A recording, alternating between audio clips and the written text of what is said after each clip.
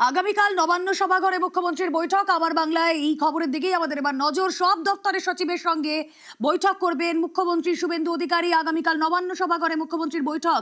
এই বৈঠকে কি নিয়ে আলোচনা হবে কথা বলবো। সোমরাজ বন্দ্যোপাধ্যায় রয়েছেন সঙ্গে। সোমরাজ, দেখো, আগামীকাল ফের সব দপ্তরের সচিবদের নিয়ে বৈঠকে বসবেন মুখ্যমন্ত্রী শুভেন্দু অধিকারী। দুপুর 2টার সময় নবান্ন সভাঘরে এই বৈঠক হবে।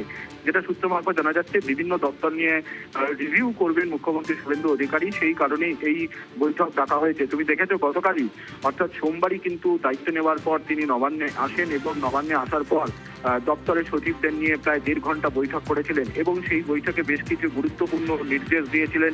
বিশেষ করে ভয় মুক্ত, অর্থাৎ ভয়হীনভাবে কাজ করা, এছাড়াও বেশ কিছু গুরুত্বপূর্ণ নির্দেশ তিনি দিয়েছিলেন সোমবারের বৈঠকে।